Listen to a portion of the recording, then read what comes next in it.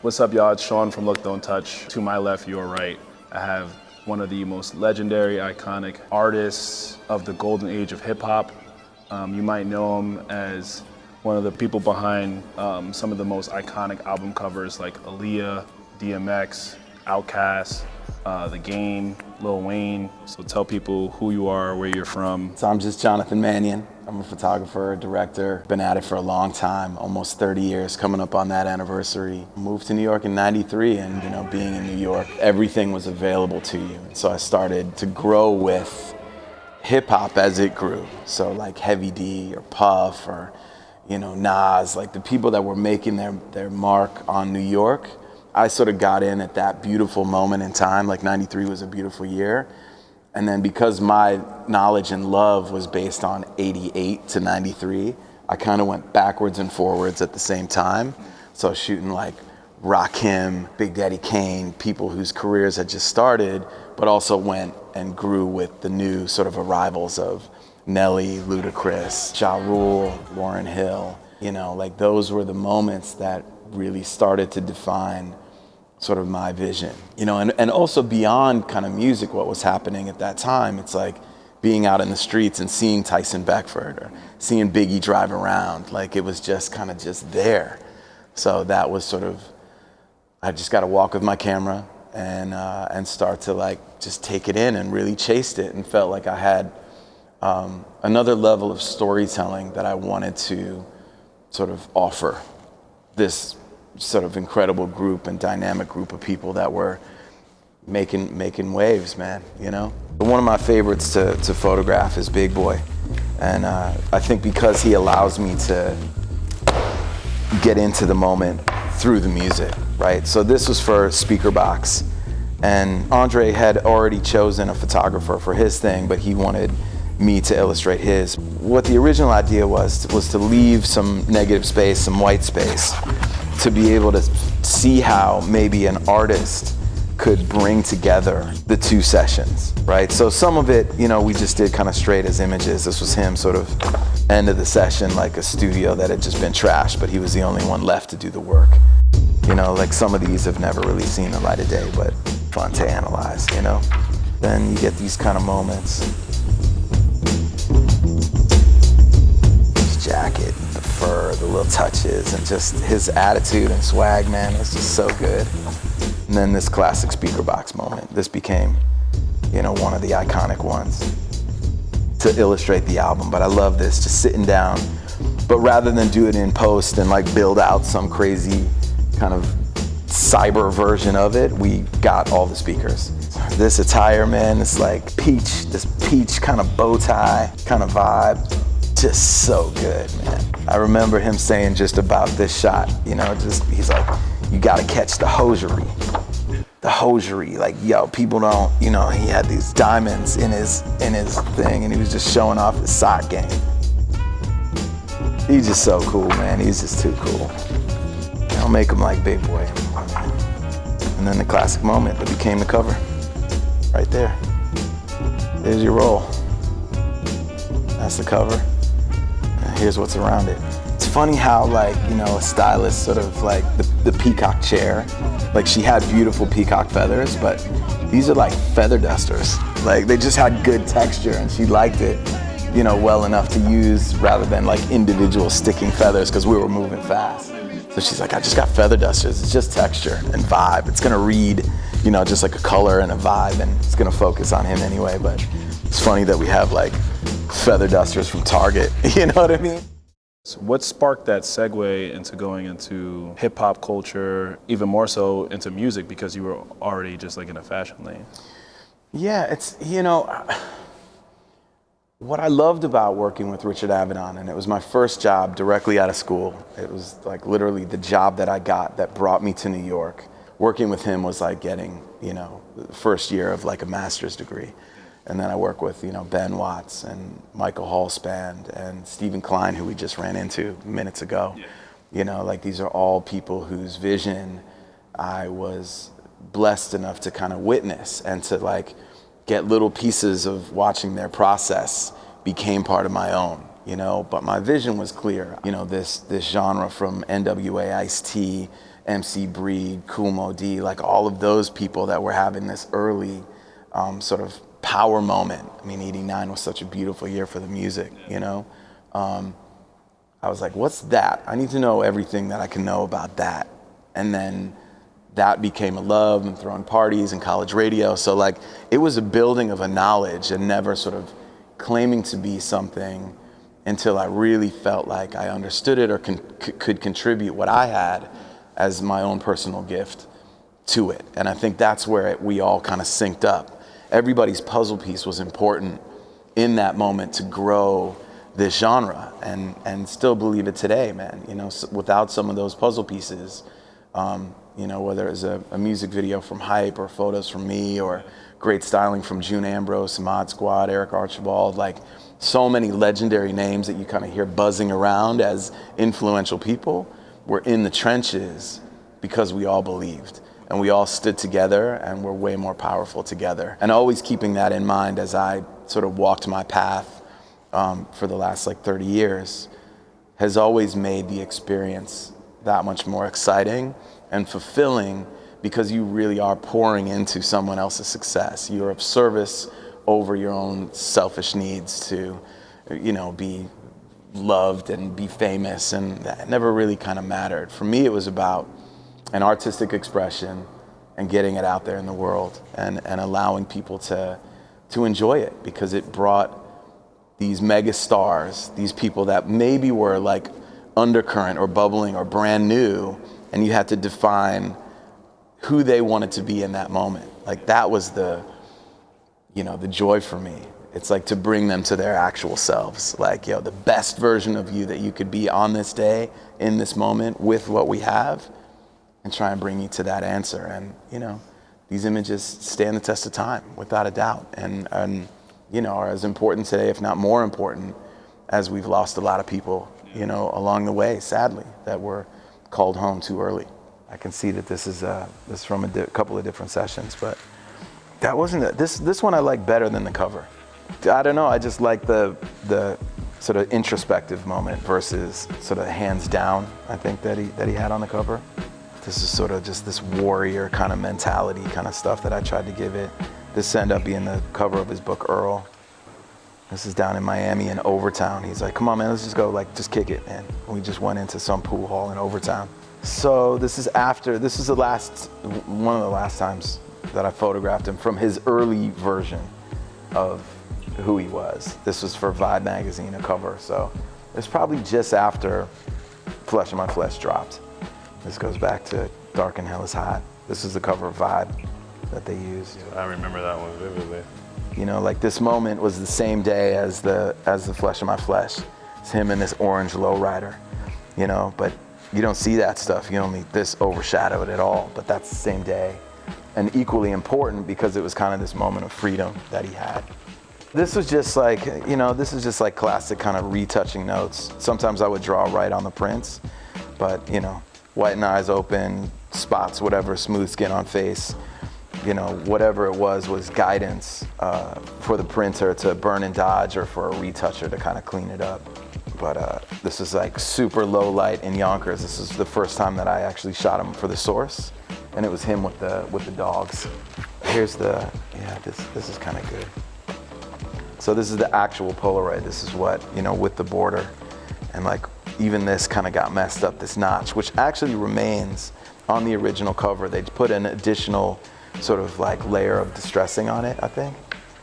What's interesting about this is just this part, right? So it's a ghosting. It was a flash on camera, but enough of this light registered the long time exposure, because I wanted to kind of bring in a sense of that space, and it almost seems like this halo, you know, and just the reflective kind of nature of that.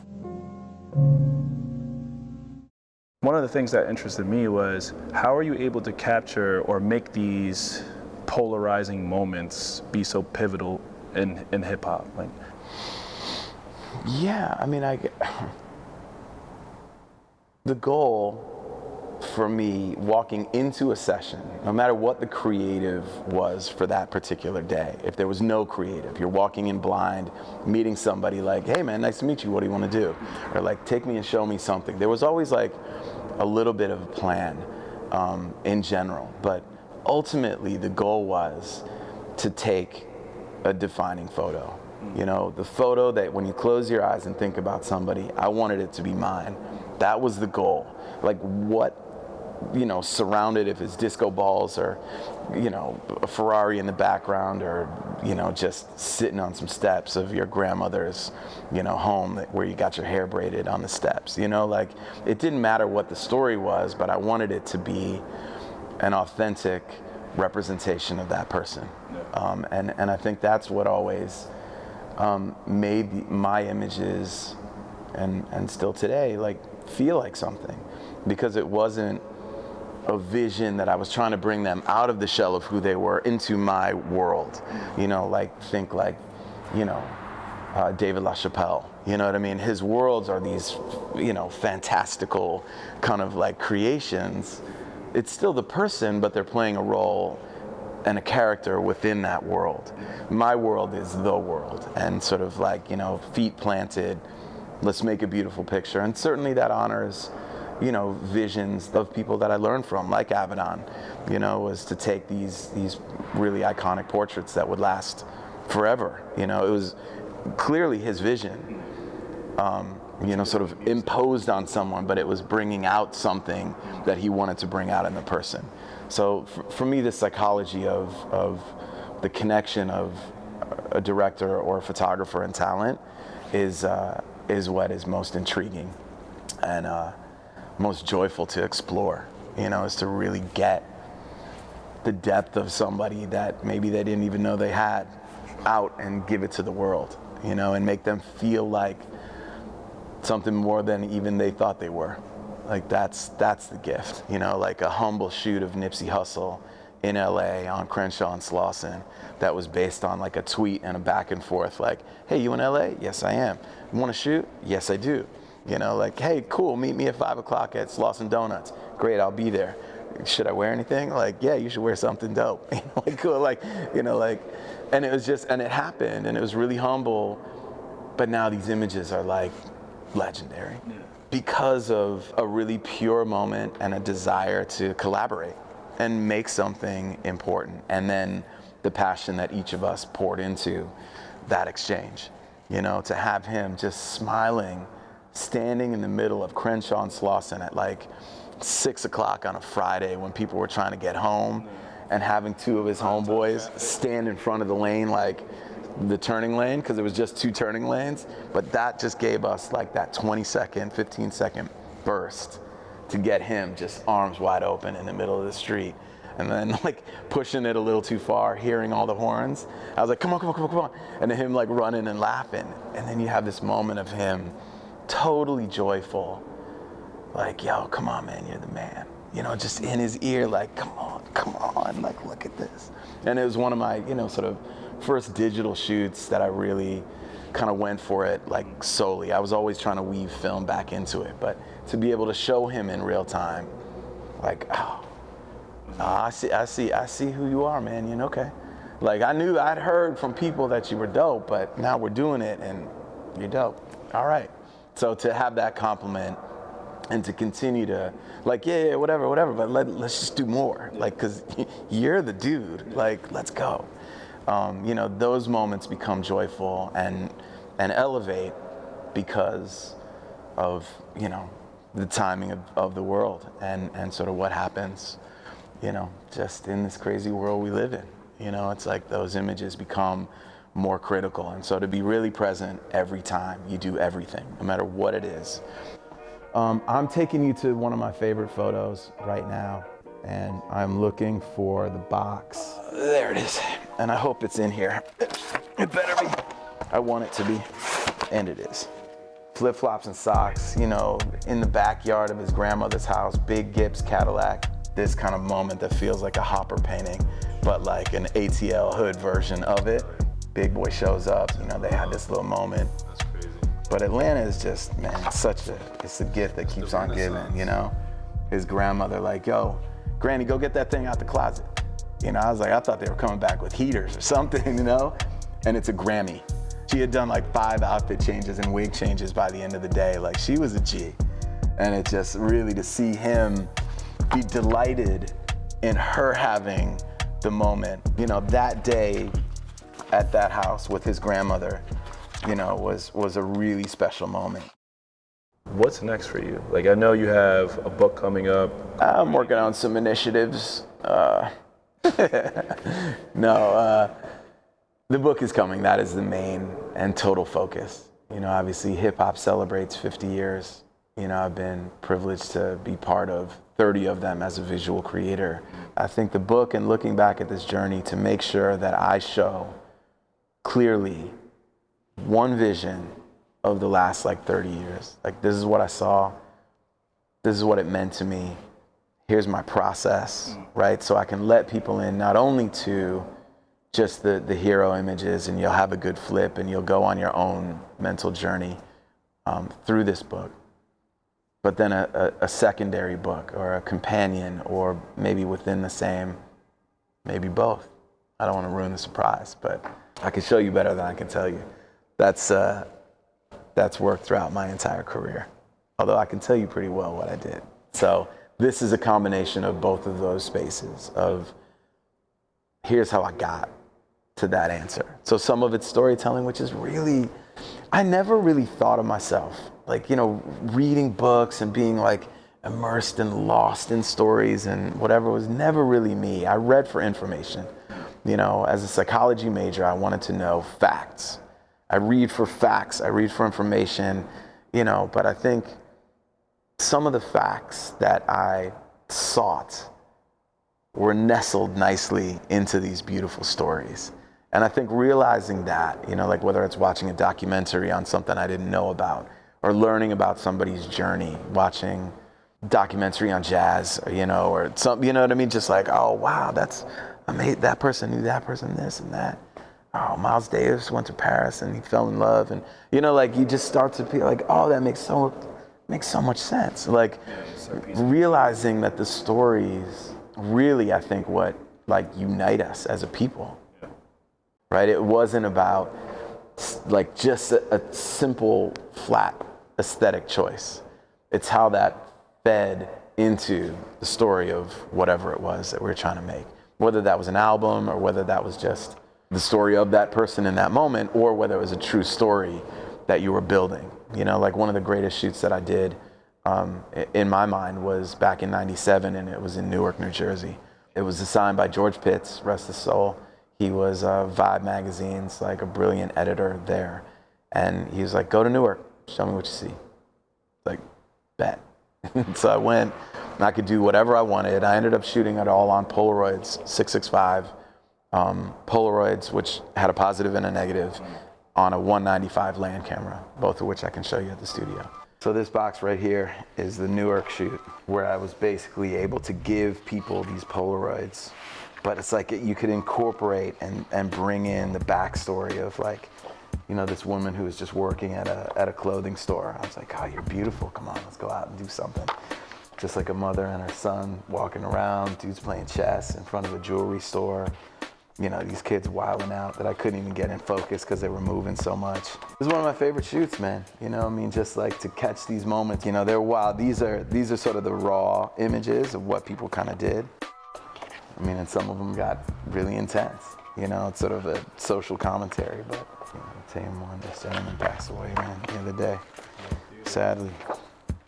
And then spending time with like Redman. Some really sweet moments that become like the selects from the day. And then you string together this story of how it kind of all came together. Like this was really just such a rich and amazing way of working. It's all that counts, man, is really in the end is the work and the mark that you leave on people's lives.